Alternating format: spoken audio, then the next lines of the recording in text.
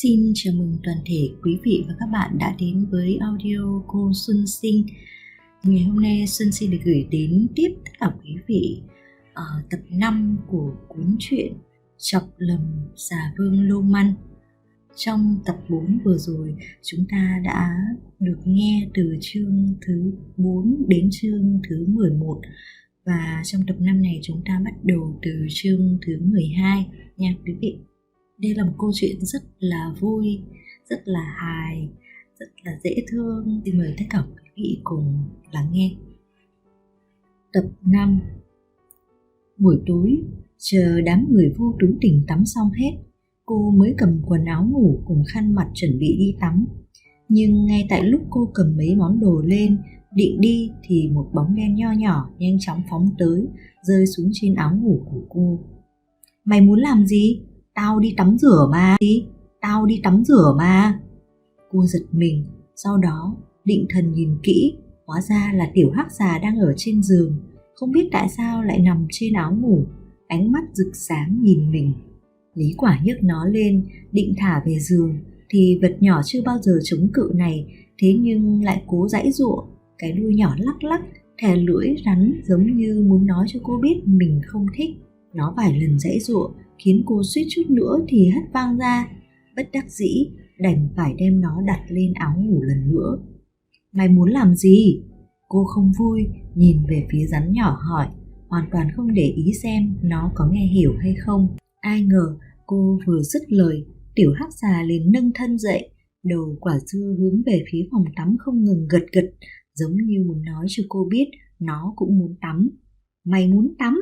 Lý Quả khó có thể tin được một con rắn lại muốn tắm. Chuyện này Hắc Xà còn thật nghiêm túc gật đầu cùng cô, mắt to trừng mắt nhỏ. Trời ạ, chuyện cổ tích rồi, một con rắn lại yêu cầu tắm rửa. Không lẽ rắn cũng có thói quen tắm rửa? Sao cô lại không biết vậy? Được rồi, tắm thì tắm, dù sao nó sạch sẽ thì giường cô cũng sạch sẽ, không bị tanh hôi. Vậy mày tắm trong này, tao đi tắm đây. Cô đem Tiểu Hắc Xà thả vào trong bồn rửa tay, rồi vặn một chút nước, cẩn thận không để bị nó chết đuối, rồi mới yên tâm cởi quần áo. Tiểu Hắc Xà thoải mái ngâm mình trong nước, mắt nhỏ hơi híp, nhưng rất nhanh mắt của nó liền mở thật to, nhìn về phía trước, không chớp mắt. Lúc này, Lý Quả vừa mới cởi xong quần áo, hoàn toàn không chú ý đến mình đang bị một con rắn nhỏ ngắm nhìn.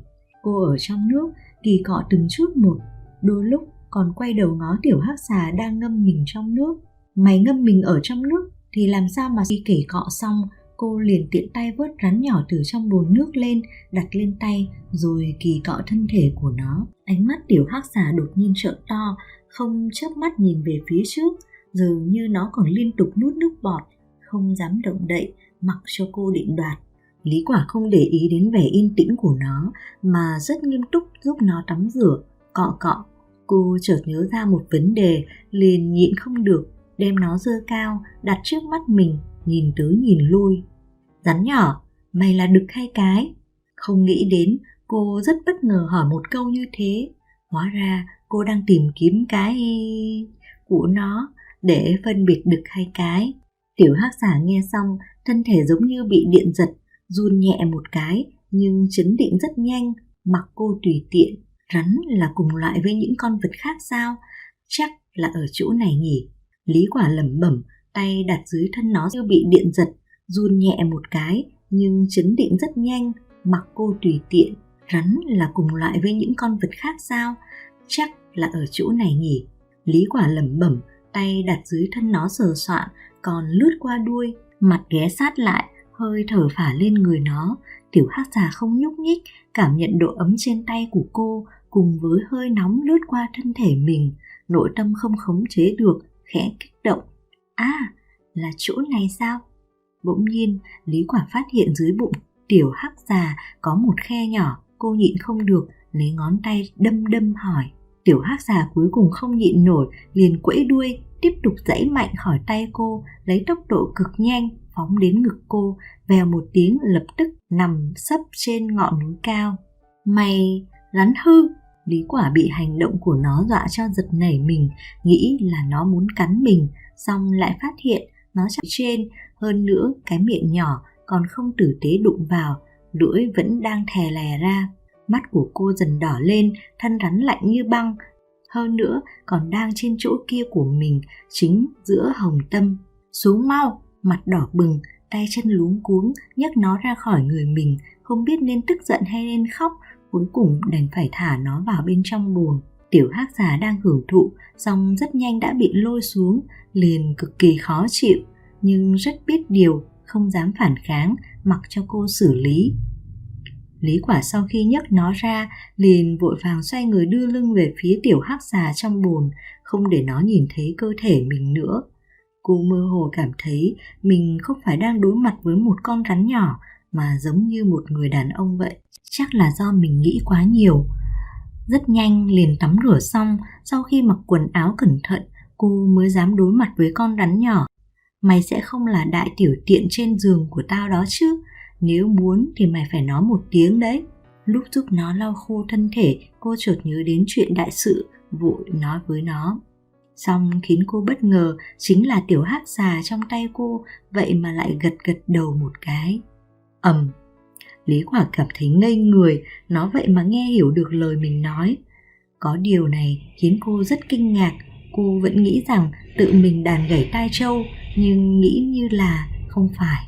Đây không phải là lần đầu tiên cô cảm nhận được con rắn đầu nhỏ này rất thần bí, cũng rất kỳ lạ. Mày là vật nuôi trong nhà hay là hoang dã? Bỗng nhiên nhớ đến lời tỏ tình khó hiểu của người đàn ông kia, cô liền cảm thấy tò mò với lai lịch của nó. Ngất, còn phân ra nuôi trong nhà với hoang dã nữa. Tiểu hắc xà bĩu môi, kiêu ngạo ngẩng đầu nhỏ. Mắt của cô là mọc trên đầu sao? Nó cao quý vậy. Mày còn biết tức giận, xem ra nhất định là giống đực, không phải cái rồi. Sau một hồi quan sát, cuối cùng Lý Quả cũng kết luận được giới tính của nó. Vô nghĩa, cô có thấy giống cái ở cùng nhau sao? Giống đực mới thích ở cùng giống cái, nếu không ai sẽ nhảy lên chỗ đó của cô chứ? Tiểu hắc xà khinh thường nghĩ, tầm mắt liếc tới liếc lui. Lý Quả mang nó ra khỏi phòng tắm, đúng lúc gặp phải Hà Tiểu Ngân đi vào. Cô vừa định tươi cười chào hỏi thì thấy vẻ mặt thờ ơ của Hà Tiểu Ngân, thậm chí còn không thèm liếc nhìn cô một cái. Tiểu hắc xà thu hết vẻ mặt cùng cử chỉ của bọn họ vào đáy mắt, sau đó liền lúc lắc cơ thể muốn cô nhanh mang nó về giường. Thoát khỏi tình thế khó xử, cô vội cầm quần áo với rắn nhỏ, nhanh chóng chạy về phía giường của mình rồi mới đặt nó xuống. Rắn nhỏ vừa thấy giường liền vèo một cái bỏ lên gối, thân hình nhỏ bé nằm duỗi thẳng giường của mình rồi mới đặt nó xuống. Rắn nhỏ vừa thấy giường liền vèo một cái bỏ lên gối, thân hình nhỏ bé nằm duỗi thẳng. Rắn lười. Cô cười mắng, phát hiện mình đã không còn ghét rắn, lại càng không sợ nữa. Lúc cô mắng nó, tiểu hắc xà chỉ hơi mở mắt, tiếp đó lại thích chí nhắm lại. Cô gái này thật thú vị, so với suy nghĩ ban đầu của hắn, hoàn toàn khác nhau, cơ thể còn rất mềm mại, đặc biệt là hương vị phía trên lưu lại dư âm đến tận bây giờ cho hắn. Mày ngoan ngoãn ngủ đó. Trước khi ngủ, không hiểu tại sao cô bỗng nhiên có chút lo lắng. Giác quan thứ 6 cho cô biết con rắn này rất khác lạ, vì vậy mới dặn dò nó. Tiểu hắc xà hai mắt khẽ đảo, thẳng tắp nằm bên phía bên cạnh cô, nhắm mắt mặc kệ cô nói. Lý Quả thế vậy, cuối cùng cũng chịu đành, nhắm mắt từ từ đi gặp Chu Công. Cô vừa ngủ, tiểu hắc xà chợt giật nhẹ thân mình. Bóng đêm, hai mắt tiểu hắc xà chợt lóe sáng như hai vì sao. Tiếp đó, thân thể của nó trở nên to lớn, dần biến thành hình người. Người nọ lười biếng duỗi tay chân, sau đó nằm sát vào Lý Quả, tay đặt lên ngực, chân gác lên đùi, ôm cô ngủ. Lý Quả đang ngủ say, chợt cảm thấy như bị ai ôm lấy, tiếp đó ngực bị ép chặt vô cùng khó chịu. Vừa định quơ quơ tay, lại thấy dễ thở, hơi hơi liền mơ màng ngủ tiếp. Không tệ, cảm giác rất tốt. Tay đặt ở phía trước cảm thấy đặc biệt mềm mại và thoải mái, tuy không quá lớn nhưng rất vừa vặn, khiến hắn vô cùng yêu thích. Thật không ngờ dáng người của cô gái này lại được đến vậy. Da dẻ tuy không mịn màng lắm nhưng lại rất nhẵn nhụi, bắp đùi thon dài, vô tình gợi lên dục vọng của hắn. Hắn vùi đầu vào cổ cô, trong mũi tất cả đều là hơi thở của cô, vừa ngọt ngào lại yên bình, tình gợi lên dục vọng của hắn. Hắn vùi đầu vào cổ cô, trong mũi tất cả đều là hơi thở của cô, vừa ngọt ngào lại yên bình, khiến hắn không nhịn được mà khẽ khẽ thè lưỡi ra liếm. Mới liếm được vài cái, hắn suýt chút nữa đã mất khống chế. Chưa từng có nữ nhân nào cho hắn cảm giác như thế, từ xinh đẹp đến hoàn mỹ, giống như tiên nữ cũng không thể. Đúng lúc này, Lý Quả vô thức xoay người, vừa khéo cùng hắn bốn mắt nhìn nhau, dọa hắn giật nảy mình. Tiếp theo, liền cảm thấy tim đập nhanh hơn. Hắn sao lại quên mất cô không hề biết đến thân phận của mình. Thực ra, cô gái này rất dễ nhìn, lại đặc biệt có hương vị. Hắn nghiên cứu vẻ mặt ngủ say của cô một lúc lâu rồi rút ra kết luận như thế. Ngay cả hắn cũng chưa từng phát hiện ra bản thân vậy mà có ý định tìm hiểu một cô gái, hơn nữa còn nhẫn nại như đang chơi một trò chơi thú vị. Lý Quả không biết mình bị nghiên và cô vĩnh viễn không bao giờ để nghĩ đến. Nếu biết, cô nhất định sẽ tức chết, tìm hắn liều mạng. Tay của hắn tựa như có ma lực, xoa nhẹ mặt cô trong cơn ngủ mê, không có dương nanh múa vuốt, không có tủi thân, bất đắc dĩ như ban ngày, mà chỉ có lại sự bình yên, khiến tim hắn có chút loạn nhịp. Từ vầng trán đến lông mày, đôi mắt, mũi, cánh môi, cuối cùng là ánh mắt sáng rực, dừng lại trên đôi môi ấm áp, hơn nữa còn vô thức liếm môi mình. Hắn muốn thử, rất muốn, rất muốn. Trong lòng có một giọng nói không ngừng xúi giục, khiến tim đập thình thịch, vang dội trong đầu hắn. Hắn khẩn trương, kích động, hô hấp dồn dập, đến cả tay đang vuốt ve mặt cô cũng khẽ run lên. Đây là chuyện chưa từng xảy ra, chỉ có nữ nhân đối với hắn như vậy, còn hắn ngay cả tâm cũng không hề dao động. Nhưng bây giờ hình như đã có sự khác biệt, gần như là không chút do dự. Hắn bỏ qua giãy giụa, áp môi mình lên môi cô, đụng chạm trong nháy mắt, khiến hắn như bị điện giật. Không chỉ tâm hồn, ngay cả cơ thể cũng khẽ run lên. Giờ phút này hắn giống như một thiếu niên mới hiểu chuyện, tim đập như con nai chạy loạn, thật vất vả mới trấn định lại. Thế nhưng cảm xúc tốt đẹp ấy khiến hắn không cách nào dừng được. Rất thơm, rất ngọt, khiến hắn luyến tiếc. Nụ hôn lướt qua không thỏa mãn được, lưỡi dần tiến vào trong dây dưa chiếc lưỡi thơm tho. Xúc cảm ấm áp khơi gợi hắn, nếu không phải sợ động tĩnh quá lớn sẽ đánh thức cô thì hắn đã không nhịn được mà hành động rồi. Trong lúc hắn đang say mê hấp thu ngọt ngào của cô thì bỗng nhiên Lý Quả phát ra âm thanh vô thức, rồi xoay người một cái, liền đưa lưng về phía hắn, thoát khỏi lòng hắn. Nhìn người ta quay lưng về phía mình, không hiểu tại sao hắn lại cảm thấy có gia tăng. Hắn thế là muốn ngừng mà lại không ngừng được. Rắn hư, không phải tao đã bảo mày ngoan ngoãn một chút sao? Hiện tại mày đang ngủ ở đâu vậy hả? Sáng sớm, lúc Lý Quả tỉnh lại, liền nổi giận đùng đùng, nhấc Tiểu Hắc Xà vẫn còn đang say ngủ lên, tức giận quát. Tiểu Hắc Xà chỉ lười biếng hé mắt rồi nhắm lại, tiếp tục ngủ, giống như không thấy được cô đang mắng nó. Tối hôm qua nó đã quá mệt mỏi rồi. Lý Quả tức đến nỗi chỉ muốn bóp chết nó, nhưng nó lại chưa từng làm cô bị thương, cũng chưa gây ra chuyện gì lớn, nên cô không thể giết hại một sinh mệnh được. Cô không thể làm chuyện tàn nhẫn như vậy. Thế nhưng cơn giận của cô vẫn chưa tiêu tan, điều này làm cho cô vô cùng buồn bực. Mới sáng tinh mơ, cô còn đang ngái ngủ, liền cảm thấy giữa ngực mình có cái gì đó cứ ngọ nguậy, dính sát vào da. Sau đó một lúc sợ hãi, cô vội tỉnh dậy. Sau đó một lúc sợ hãi, cô vội tỉnh dậy. Sau đó lo lắng nhấc chăn lên, liền nhìn thấy Tiểu Hắc Xà đang vô cùng thoải mái nằm trên ngực mình. Đùng, suýt chút nữa thì cô đã bị chọc cho tức điên nứt tỉnh. Chẳng trách sao cô lại cảm thấy khó chịu.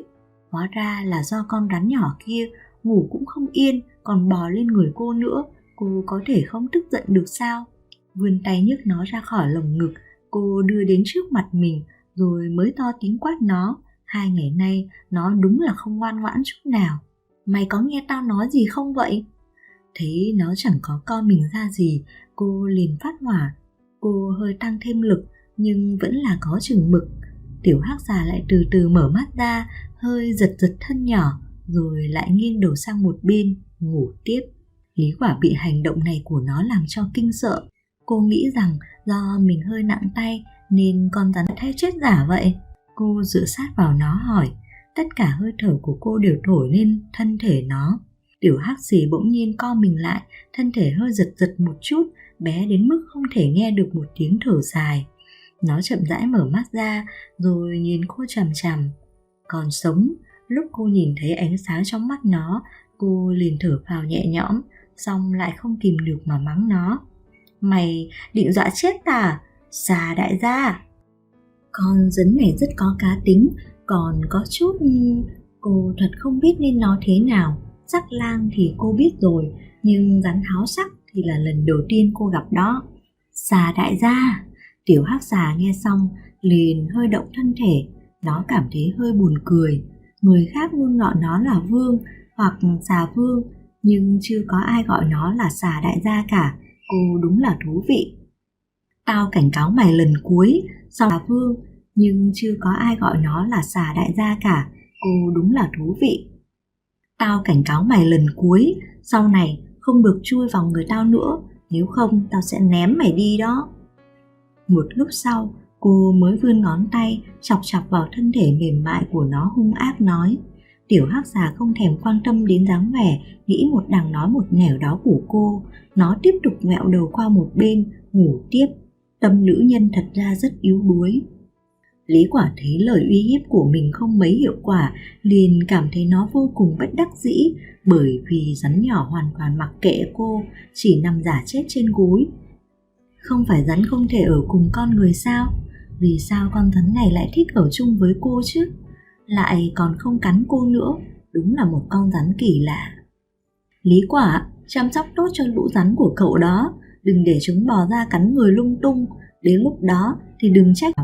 Cô ta còn đang giận Lý Quả nên giọng nói cũng không mấy thân thiết. Vừa nghe nhắc đến rắn, cô mới sực nhớ ra trong cái hộp đặt ở trên bàn học còn có mấy con rắn đang chờ cô chăm sóc. Tuy không thích câu nói vừa rồi của Tiểu Ngân, nhưng cô vẫn vội vàng nhảy xuống giường, chạy đến xem đám rắn trong hộp. Cô vừa rời khỏi, Tiểu hắc xà liền mở mắt ra, đương nhiên nó cũng nghe thấy câu nói của Tiểu Ngân. Chỉ thấy ánh mắt nó chợt lóe, không biết đang nghĩ ngợi điều gì, xong nó lại nhanh chóng nhắm mắt lại. Lúc Lý Quả nhìn thấy mấy con rắn đang an tĩnh nằm trong hộp kia, cô liền thở phào nhẹ nhõm. May quá, chúng nó vẫn còn ở trong này.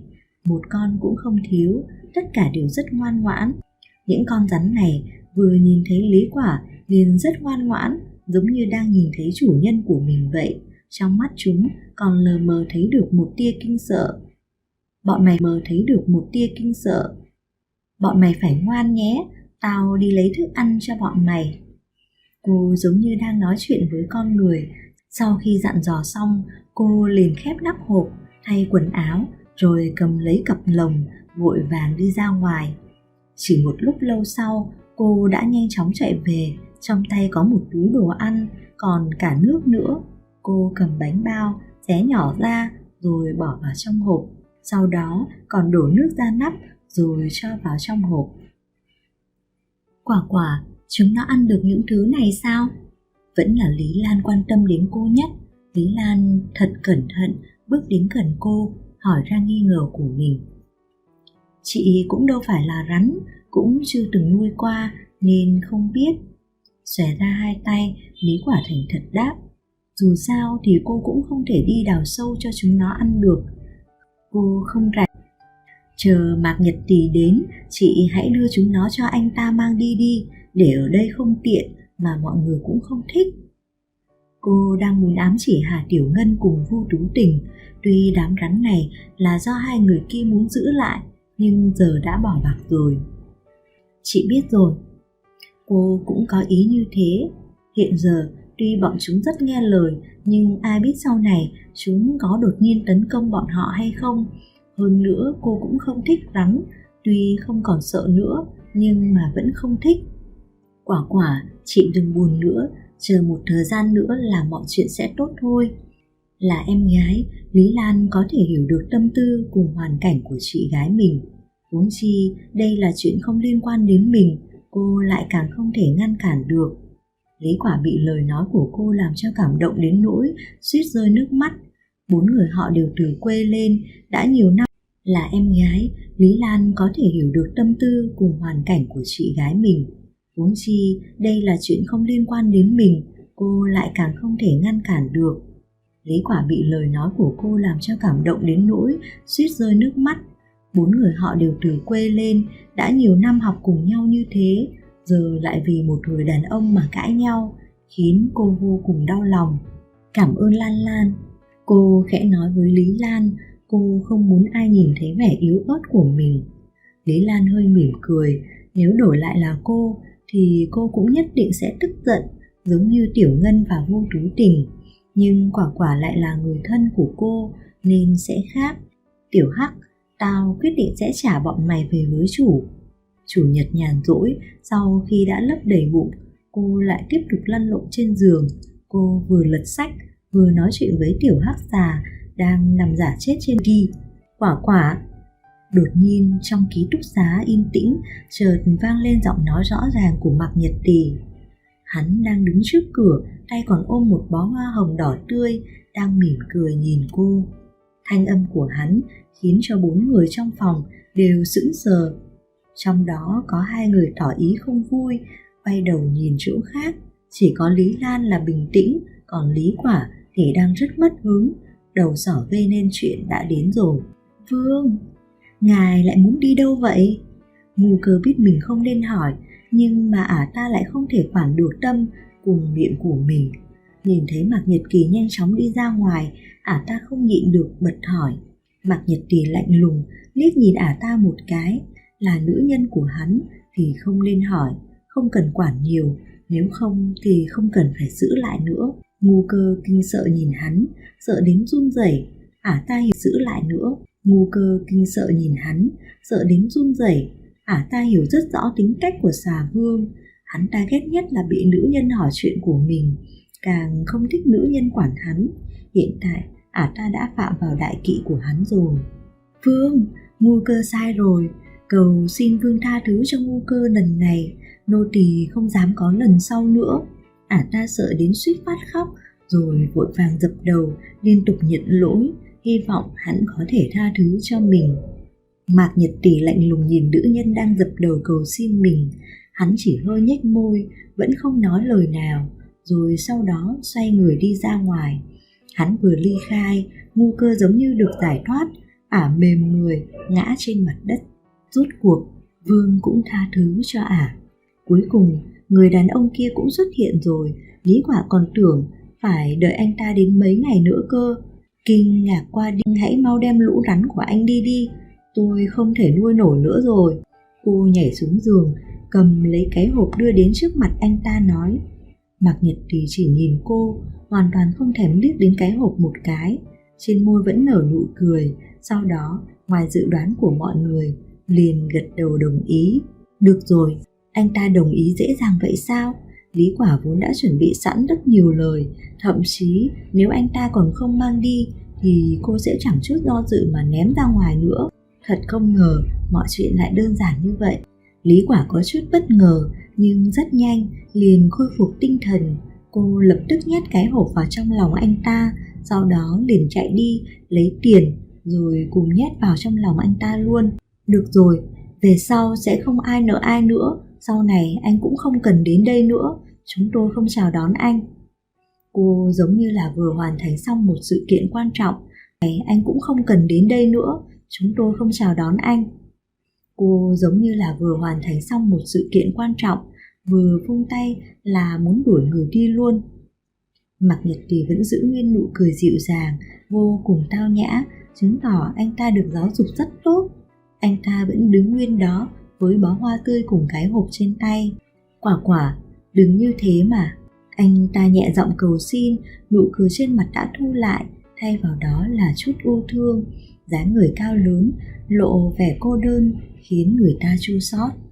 Lý Quả bị lời nói của anh dọa đến nổi hết da gà, nhưng khi thấy vẻ mặt u buồn cùng cô đơn của anh, trái tim cô có chút mềm xuống, đến cả giọng nói cũng dịu đi.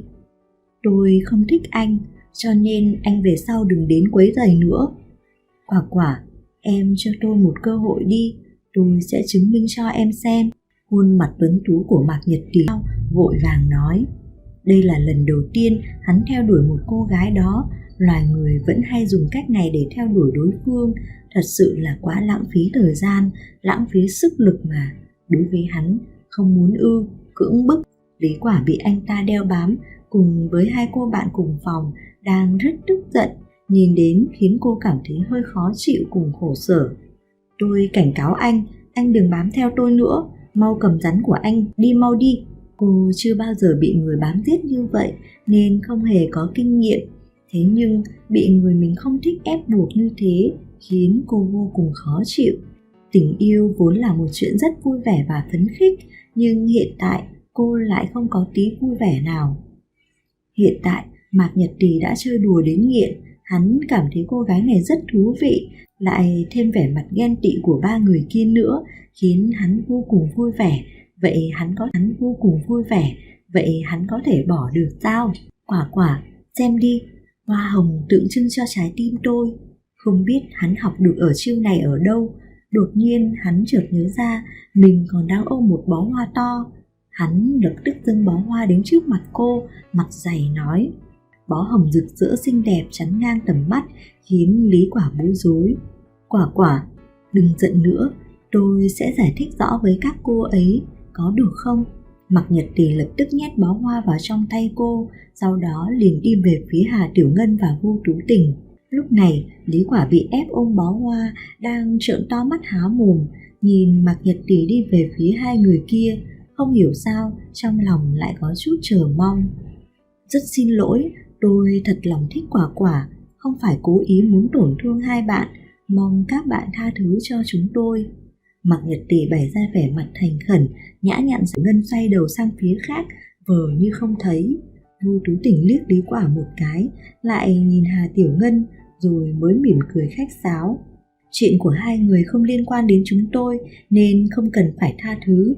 Mạc Nhật Tì giả vờ thở phào nhẹ nhõm, trên mặt lộ vẻ tươi cười nhã nhặn nói. Cảm ơn các bạn, tôi sẽ đối xử tốt với Quả. Đúng, đối xử tốt với cô gái này đúng là vui quá mà. Hiện tại hắn không thể buông tay rồi.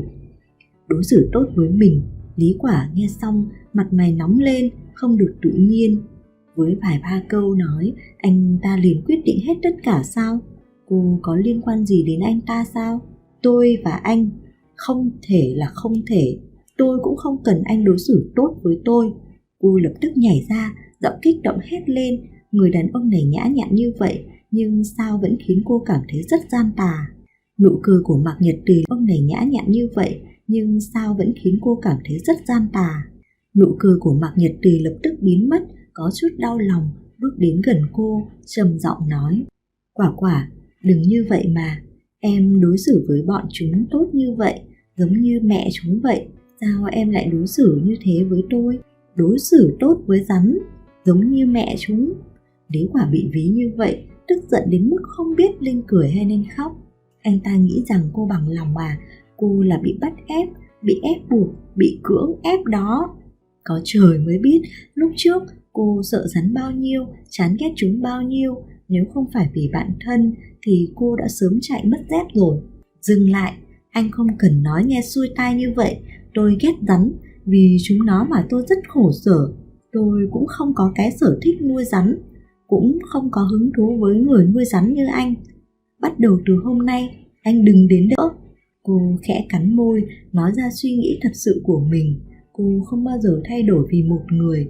Thích anh ta, lại phải thích cả đám rắn của anh ta nữa. Nằm mơ đi. Quả, cô gái này rất thành thật. Hắn đẹp trai như vậy, thân phận cao quý, sức hấp dẫn vô biên. Nữ nhân đối với hắn đều là vừa gặp đã yêu, mà cô lại chán ghét hắn, chỉ muốn hắn đi thôi. Mạc Nhật Tì không còn gì để nói, chỉ cảm thấy ánh mắt của Lý Quả có vấn đề. Lý Quả không đợi anh ta nói hết, lập tức đuổi người. Cô ôm lấy bó hoa, rồi đẩy Mạc Nhật Tì ra bên ngoài. Đi, đừng đến đây nữa, tạm biệt. Không, vĩnh biệt không gặp. Sau khi đẩy anh ta ra khỏi cửa, cô lập tức đóng cửa lại. Mạc Nhật Tì đứng ngoài cửa, có chút tức giận. Đường là xà vương, lại bị người ta đuổi ra ngoài như thế. Hơn nữa còn là sau khi thổ lộ nữa, lại bị người ta đuổi ra ngoài như thế. hơn nữa còn là sau khi thổ lộ nữa. Đây là lần đầu tiên đó, hắn thật sự có chút tức giận rồi. Cô gái kiêu ngạo này thế mà lại chán ghét mình. Được lắm. Hắn cũng không tin cô không thể để ý đến sức quyến rũ, thân phận và địa vị của hắn. Đến lúc đó, chờ ngươi cam tâm tình nguyện, bổn vương liền tàn nhẫn vứt bỏ ngươi, rửa lại mối nhục hôm nay. Hoa đẹp quá. Mạc Nhật Tỷ đi rồi, lúc Lý Quả đem bó hoa đặt ở trên bàn, hoa tươi lập tức thu hút sự chú ý của Lý Lan. Vẻ mặt cô đầy hâm mộ nói: con gái ai mà không thích hư vinh, ai mà không thích những thứ phù phiếm như thế. Kim cương, hoa tươi, trong lòng cô gái nào mà chả có một chàng bạch mã hoàng tử, mà hai thứ này chính là đại diện tốt nhất. Cho em đó, Lý Quả nói với Lý Lan. Cô cũng rất thích hoa, nhưng là người tặng hoa thì thôi đi, ôm một nửa số hoa của Lý Quả. Hai người có lấy không? Lý Lan ôm bó hoa, quay đầu hỏi hai người kia. Ai ngờ lòng tốt lại không được báo đáp. Ai cần chứ, không lấy. Hà Tiểu Ngân vẫn còn tức giận, vẻ mặt khó chịu, đến cả giọng nói cũng đầy tức giận. Không lấy, đây là hoa của người ta, chúng ta đâu có thể chia sẻ niềm vui được. Vu Tú Tỉnh lạnh nhạt nói. Tuy vừa rồi cô ăn nói nhỏ nhẹ với Mạc Nhật Tỷ, nhưng cũng chỉ là giả vờ mà thôi. Đối với Lý Quả thì vô cùng lạnh nhạt. Trong lòng Vu Tú Tỉnh vẫn không phục, dựa vào cái gì chứ? Cô xinh đẹp hơn Lý Quả, cho tới bây giờ đàn ông đều thích mình, đối xử rất tốt với mình. Còn Lý Quả thì chẳng có chàng trai nào thích cả. Cô ấy không biết ứng xử, không biết làm dáng, không biết làm nũng, còn chẳng biết cách nói chuyện nữa. Mà bây giờ người đàn ông cô thích lại đi thích Lý Quả tầm thường kia. Cô thật sự không thể hiểu được. Đúng đó, Hà Tiểu Ngân lập tức phụ họa, căm tức nhìn Lý Quả. Lý Lan liền biết mình nói sai rồi, cảm thấy vô cùng khó xử. Sao cô lại quên mất hai người kia đang giận chứ? Đều là lỗi của mình, các cậu đừng nên tức giận mà. Thế nhưng hai người kia vẫn chẳng thèm để ý đến Lý Lan. Lý Quả đứng ở bên cạnh, khẽ cắn môi dưới. Cô vẫn muốn làm hòa với bọn họ, nhưng bọn họ hoàn toàn không cho cô cơ hội, không để ý đến cô, không vui đùa cùng cô, thậm chí còn chẳng thèm nói câu nào, coi như cô vô hình, khiến cô rất khổ sở. Lan, thôi đi. Cô không đành lòng nhìn em họ tự trách, chuyện của mình có liên quan gì đến em họ đâu chứ. Lan cũng chỉ là có ý tốt, không ngờ mọi chuyện lại thành ra như vậy. Lý Lan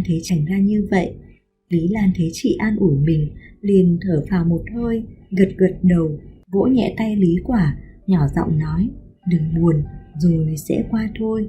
Lý Quả gật nhẹ đầu, hy vọng mọi chuyện sẽ qua, hy vọng người đàn ông kỳ quái kia sẽ không dây dưa nữa. Cô không muốn trở thành kẻ thù của hai người kia, không muốn trở mặt thành thù. Quả, hoa của cậu. Quà của cậu. Lý Quả đau đầu nhìn đống hoa quà, điểm tâm liên tục được đưa đến phòng mình chỉ trong chưa đến một ngày. Rốt cuộc là người kia muốn làm gì đây? Cô căm giận nghĩ. Hoa đã không còn chỗ để, đã đành phải để trên giường ngủ rồi, mà điểm tâm cũng đến mấy hộp rồi, tặng quà còn khiến cô kinh ngạc hơn. Tất nhiên là kim cương. Kim cương đó không phải là vật tầm thường đâu, đừng nói mua, đến đó không phải là vật tầm thường đâu, đừng nói mua, đến xem cô cũng chưa dám đâu.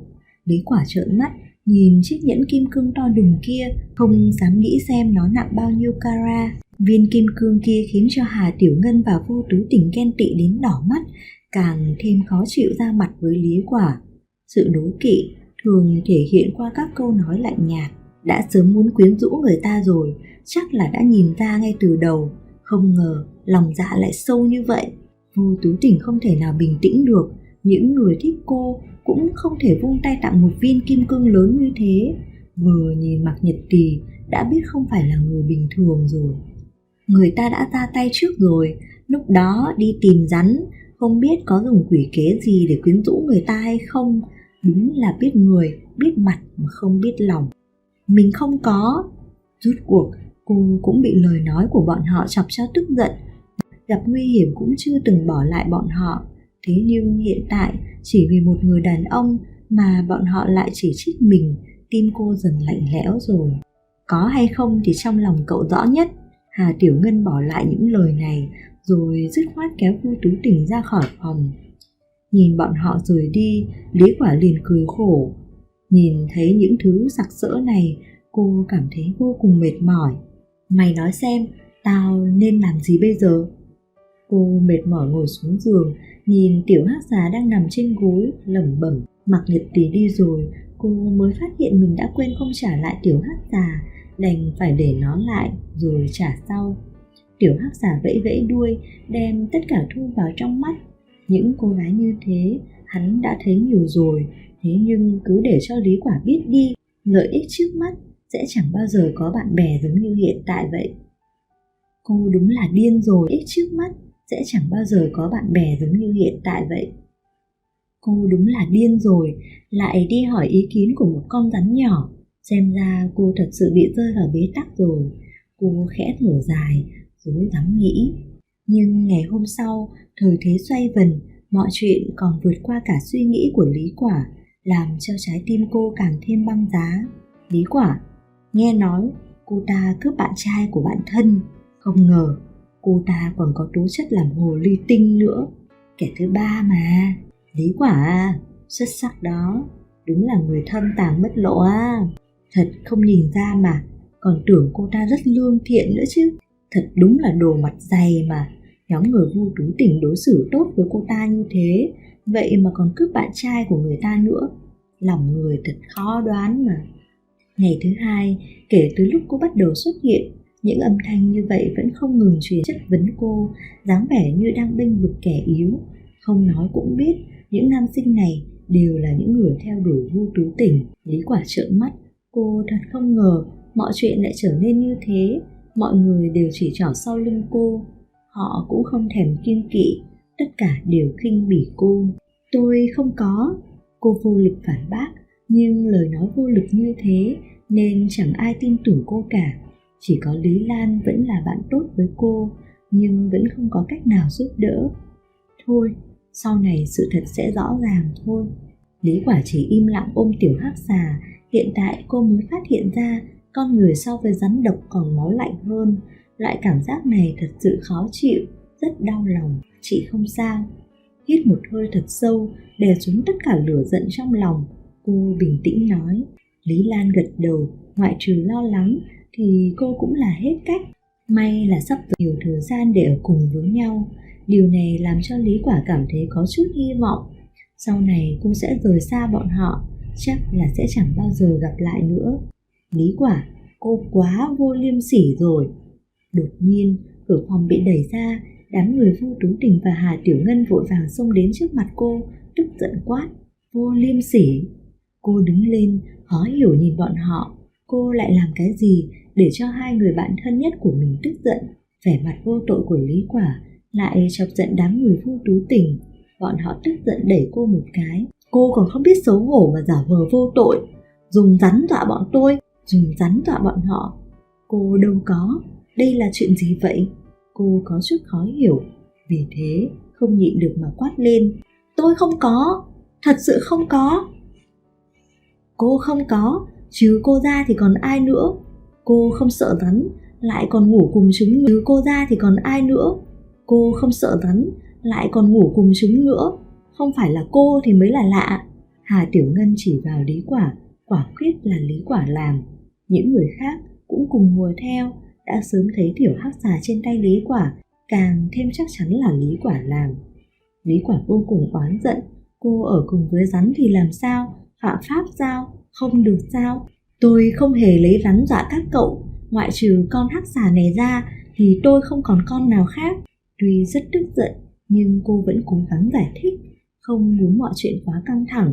Thế nhưng chẳng có ai tin lời cô cả, chỉ biết rằng càng lau càng đen, vẫn cứ cho là cô là kẻ đầu sỏ.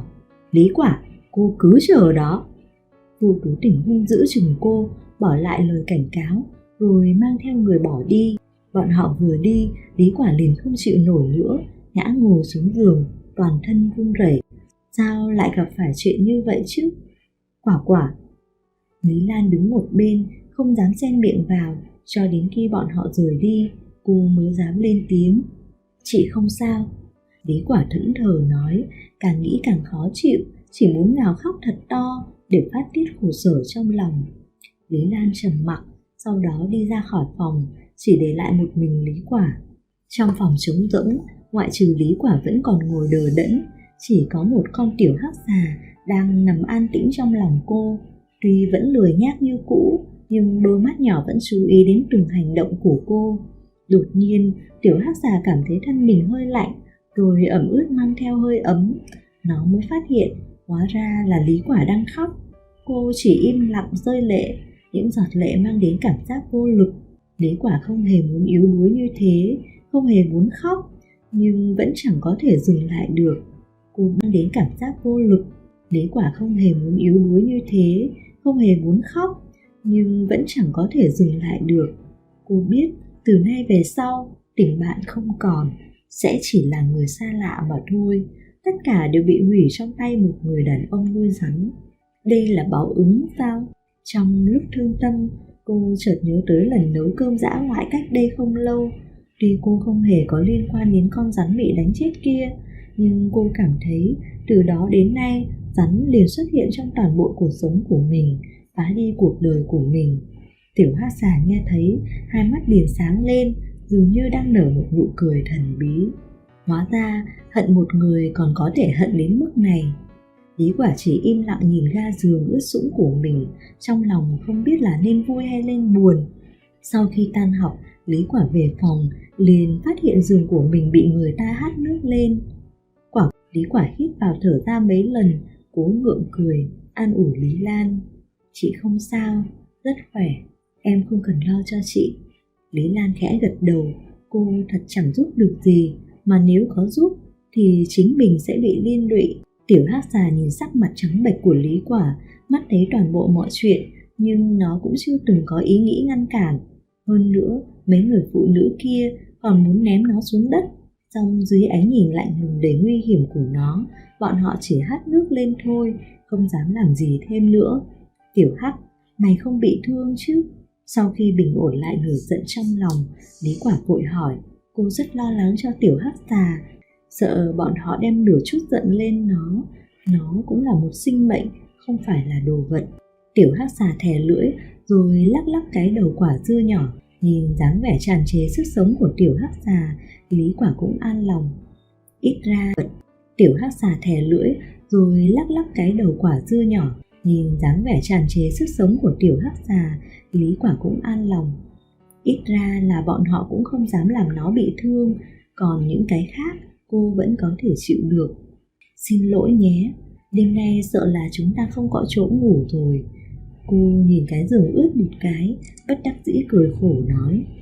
Tiểu hắc xà cũng chẳng quan tâm, nghe xong lời cô nói, nó liền trườn đến những chỗ bị ướt rồi lăn lộn trên đó, làm đủ mọi động tác.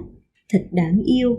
Lần đầu tiên cô phát hiện hóa ra một con rắn cũng chẳng phải chuyện gì vất vả. Lần đầu tiên cô phát hiện hóa ra nuôi một con rắn cũng chẳng phải chuyện gì vất vả.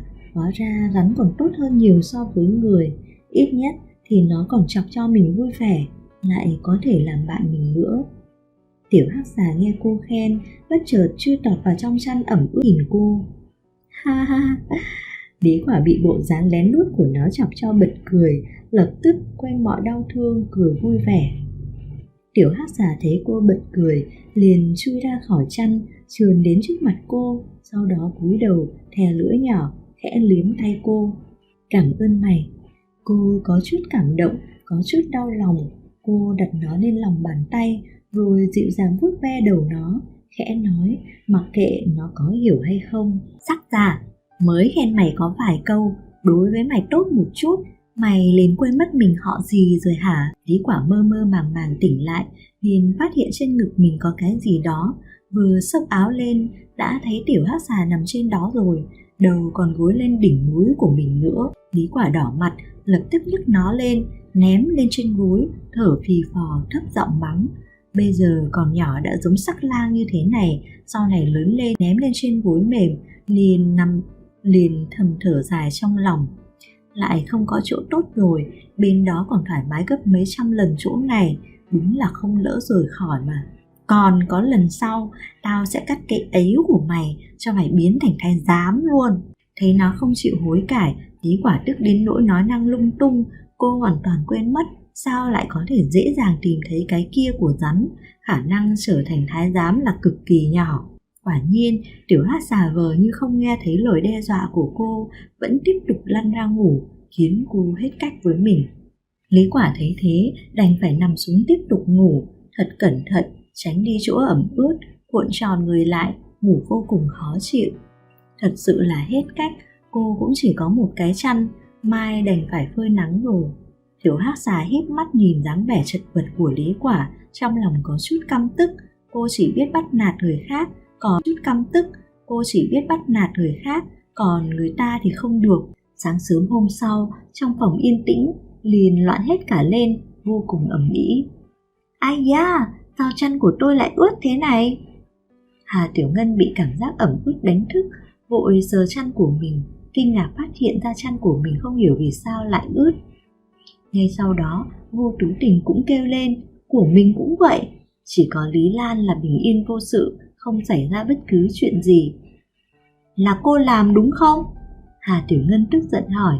Lúc nghe thấy Vô Tú Tình cũng gặp chuyện giống mình, lập tức nghi ngờ Lý Quả. Hà Tiểu Ngân nổi giận đùng đùng, nhảy xuống giường, chạy đến trước giường Lý Quả, xốc màn của cô lên, căm tức hỏi. Lý Quả vẫn chưa tỉnh ngủ, bất ngờ bị người khác quát như thế, cô liền kinh ngạc mở mắt, vẻ mặt mờ mịt. Cô nói cái gì? Tôi nghe không hiểu rõ. Nhìn vẻ mặt tức giận của Hà, đêm đổ nước vào trong chăn của chúng tôi có phải không? Cô đúng là quá thất đức, chẳng có lương tâm. Hà Tiểu Ngân tiếp tục mắng người, chẳng phân biệt đúng sai. Cô hận Lý Quả đến tận xương tủy. Đổ nước? Vẻ mặt của Lý Quả đầy khó hiểu. Đổ nước gì? Cô còn chưa bao giờ làm chuyện như vậy. Hơn nữa cô cũng không làm, bởi vì cô không cần thiết, cũng chẳng có hứng thú. Chăn của các cô bị ướt thì liền đổ lỗi cho tôi. Vậy chăn của tôi bị ướt, tôi có thể nói là do các cô làm không? Cô không có chứng cứ thì đừng nói linh tinh. Có thể là do nhẫn nhịn quá lâu, hoặc là giận vì bị oan. Cô lạnh lùng nhìn Hà Tiểu Ngân trầm giọng hỏi. Quả nhiên, lời nói của cô đã khiến cho Hà Tiểu Ngân á khẩu, sắc mặt lúc trắng lúc xanh, giận đến toàn thân run rẩy. Nhưng cô cũng chẳng thể làm gì Lý Quả, cuối cùng cũng chỉ có thể hừ một câu, oán giận lườm Lý Quả một cái rồi bỏ đi. Ngân hoàn toàn không e sợ ánh mắt của cô, chính trực chẳng sợ gian tà. Cô không làm gì thì sao phải sợ? Thái độ này của Lý Quả thật sự đã dọa đến những người khác. Bọn họ không dám nói thêm gì, chỉ có thể ôm hận trong lòng, tìm cơ hội để trả thù. Một hồi phong ba cứ như vậy mà lắng xuống. Quả, tôi đem chăn đến cho em đây. Vừa mới ăn xong bữa sáng, đang chuẩn bị đi học, thì đột nhiên Mạc Nhật Tì mặc tây trang xuất hiện trước mặt mọi người. Dáng vẻ nhã nhặn của hắn luôn quan tâm điểm thu hút mọi người. Chỉ thấy hắn mang theo một cái thùng lớn, mỉm cười nhìn Lý Quả. Đem chăn đến? Lý Quả vô cùng kinh ngạc, làm sao anh ta biết được? Sắc mặt của Hà Tiểu Ngân và Vô Tú Tình cực kỳ khó coi, hừ lạnh một tiếng, tức giận rời khỏi phòng. Sao anh biết được? Lý Quả nhìn cái thùng của anh ta đem theo, tò mò hỏi. Mà Tú Tình cực kỳ khó coi, hừ lạnh một tiếng, tức giận rời khỏi phòng. Sao anh biết được? Lý Quả nhìn cái thùng của anh ta đem theo, tò mò hỏi. Mạc Nhật Tì không nói, chỉ thu toàn bộ chăn nệm ướt của cô bỏ ra, rồi lại lấy hết chăn tơ cùng mọi thứ trong thùng trải lên giường. Tôi nghe người ta nói, sợ em cảm lạnh nên vội vàng mang đến đây. Hắn dịu dàng nói, ánh mắt thâm sâu kia chặt chẽ khóa chặt lấy cô. Sao anh ta lại biết chuyện này? Lý Quả rất tò mò với thân phận của anh ta. Nuôi rắn làm thú cưng, coi như thế ra không tệ. Nói năng khéo léo, ngoại trừ đã từng tỏ tình với mình ra, thì một người đàn ông như vậy không muốn động lòng cũng khó. Rất xin lỗi, là tôi không tốt mới hại em như vậy. Hắn áy náy nói, vô cùng thành khẩn, dịu dàng như nước, giống như một tấm lưới vô tình bao phủ lấy cô. Tim Lý Quả bị ánh mắt bất tự nhiên, dũng khí cũng biến mất không còn tăm hơi, chỉ còn sự bối rối. Mạc Nhật Tì nở nụ cười đắc ý, hắn biết mà, Làm gì có cô gái nào có thể chống lại sức quyến rũ của hắn. Cô gái trước mặt này cũng chỉ giả vờ mà thôi. Hay là em chuyển đến chỗ tôi ở đi, nhà tôi rất lớn, em nhất định sẽ rất thích. Hắn bất ngờ đưa ra yêu cầu như vậy, dĩ nhiên là muốn cô ở cùng rồi. Ở chung? Lý Quả bị câu nói của anh ta làm cho hoảng sợ, vẻ mặt kinh hoàng, lập tức cách ra một chút, rất sợ anh ta thật sự bắt cóc mình. Không cần, tôi ở đây là được rồi, cô lắp bắp nói. Cho tới bây giờ chưa hề có người nào yêu cầu cô như thế, cô cũng chưa từng gặp qua nên có chút lúng túng. Mạc Nhật Tý biết cô sẽ từ chối nên không ép cô nữa. Sớm muộn gì thì cũng sẽ có một ngày cô phải chuyển đến ở chỗ hắn thôi. Cho tới bây giờ chưa hề có người nào yêu cầu cô như thế, cô cũng chưa từng gặp qua nên có chút lúng túng. Mạc Nhật Tý biết cô sẽ từ chối nên không ép cô nữa. Sớm muộn gì thì cũng sẽ có một ngày cô phải chuyển đến ở chỗ hắn thôi. Hiện tại không thể làm căng được, nóng vội sẽ không ăn được hết đậu phụ nóng. Tôi rất lo lắng cho em, hay là em cứ suy nghĩ kỹ đi, được không? Hắn bày ra dáng vẻ lo nghĩ cho cô, nhìn thế nào cũng thấy giống như người rất yêu Lý Quả. Cuối cùng, Lý Quả vội vàng gật đầu đồng ý, rất sợ người này sẽ dùng sức lực đối với mình. Còn cần thêm gì thì em cứ gọi điện cho tôi. Hắn lấy ra một tấm danh thiếp bằng vàng từ trong túi áo, đặt vào tay Lý Quả, sau đó xoa xoa đầu cô, thúc giục. Đã đến giờ lên lớp rồi, em mau đi đi, tôi cũng có việc phải đi rồi. Được rồi.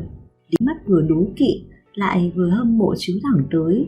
Nếu ánh mắt có thể giết người thì không biết cô đã chết biết bao nhiêu lần rồi, chẳng nghĩ cũng biết là vì sao.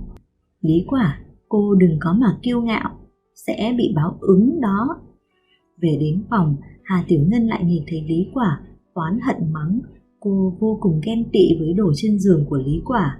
Lý Quả không nói gì, cũng chẳng biết nên nói gì cho phải, đành để Hà Tiểu Ngân tùy ý mắng mình, tùy ý kiếm chuyện. Được rồi, người ta chẳng qua cũng chỉ là để ý đến thân thể của cô ta mà thôi.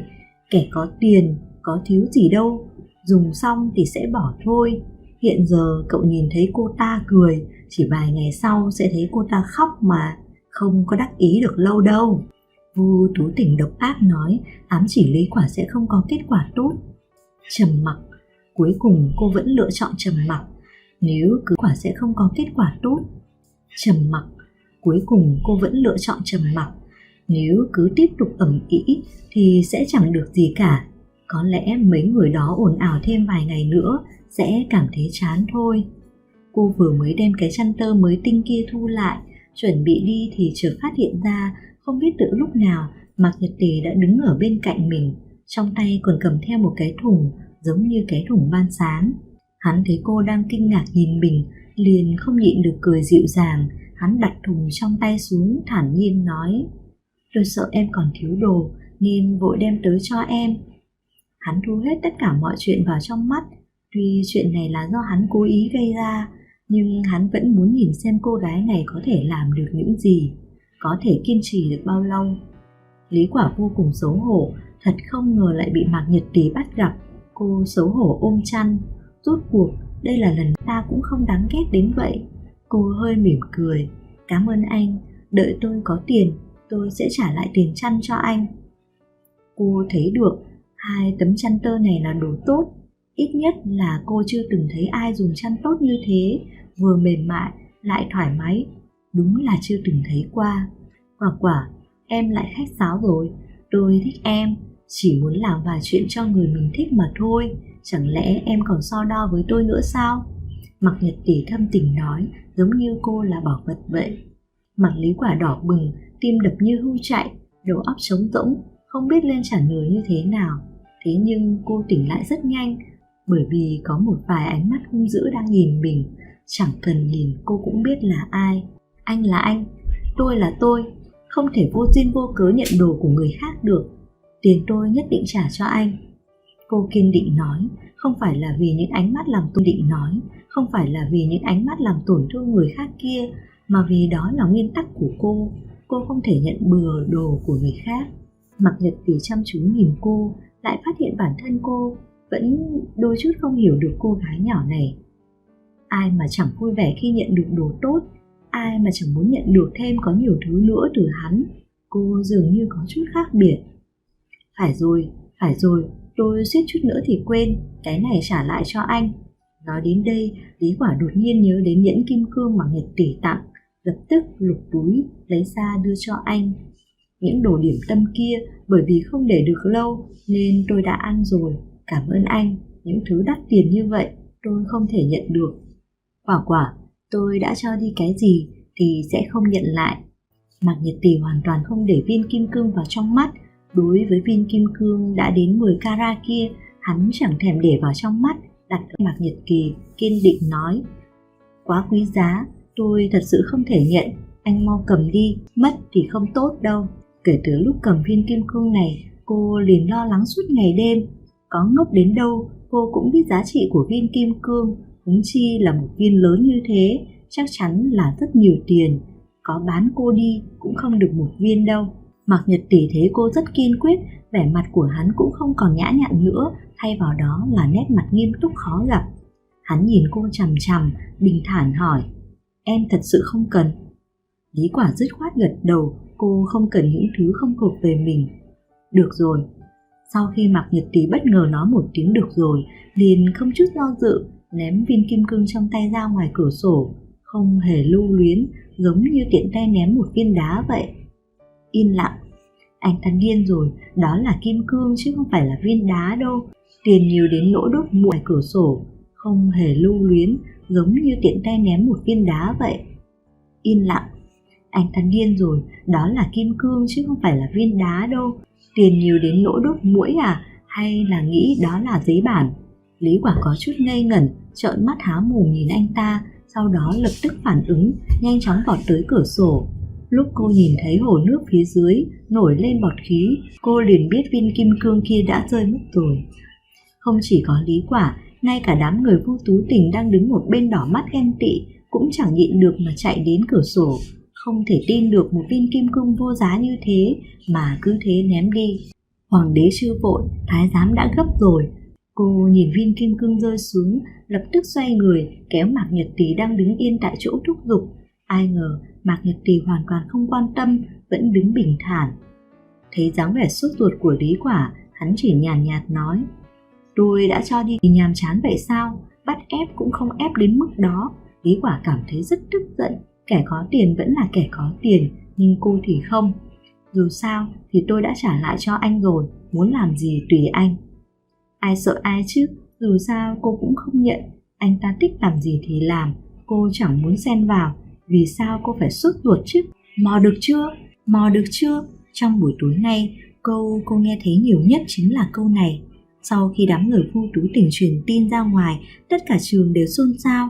Vô số nam nữ đều dũng cảm quên mình nhảy xuống hồ nước sâu 10 mét chỉ vì viên kim cương 10 carat kia. Sau khi Mạc Nhật Tỷ ném đi viên kim cương, liền ung dung rời đi, mặc kệ hết thảy những ánh mắt ngây ngốc của đám nữ sinh. Hắn vừa đi thì toàn bộ ký túc xá liền phát ra những tiếng thét chói tai, tiếp theo là tiếng bước chân dồn dập. Chỉ thấy đám người Vu Tú Tình và Hà Tiểu Ngân lao xuống trước tiên, dẫn đầu nhảy vào tiếng thét chói tai, tiếp theo là tiếng bước chân dồn dập. Chỉ thấy đám người Vu Tú Tình và Hà Tiểu Ngân lao xuống trước tiên, dẫn đầu nhảy vào hồ nước. Hiện tại bọn họ vẫn chưa trở lại, vẫn ở trong nước cố tìm kiếm. Không khí náo nhiệt ở bên ngoài hoàn toàn không ảnh hưởng đến Lý Quả. Lý Quả bất đắc dĩ nhìn chăn tơ mà Mạc Nhật Kỳ vừa mang đến. Từ sau khi gặp Mạc Nhật Kỳ và đám rắn của anh ta, cuộc sống của cô hoàn toàn bị đảo lộn. Yên bình đã cách cô rất rất xa. Bạn bè tốt trước kia lại trở thành kẻ thù. Tuồng vui như vậy thật buồn cười. Là tôi sai rồi sao? Cô nhìn tiểu hắc xà đang an tĩnh, nghẹn ngào hỏi, chẳng biết là hỏi nó hay là hỏi mình nữa.